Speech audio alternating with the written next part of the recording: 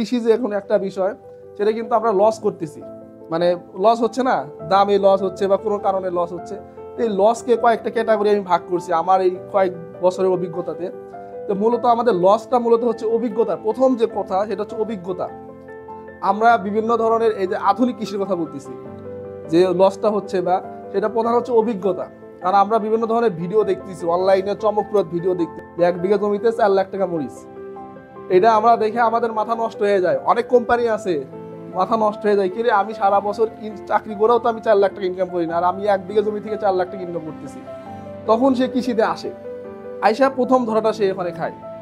যার জন্য আপনাদেরকে বলা হচ্ছে যে আপনারা যারা এই যে আধুনিক কৃষিতে আসবেন, অল্প করে শুরু করেন, 10 শতক জমি দিয়ে বা 1 বিঘা জমি দিয়ে শুরু করেন। আপনি থাকতে পারে আরো 50 বিঘা, বাট আপনি আস্তে আস্তে শুরু করেন, কারণ এখানে অনেক ঘাত প্রতিঘাত আছে। প্রযুক্তি যেরকম আমাদেরকে দেয়, 2 হাত ভরে দিবে এবং 2 হাত ভরে কেড়েও নিতে পারে। এই জন্য প্রথম শর্ত হচ্ছে অভিজ্ঞতা অর্জন করেন।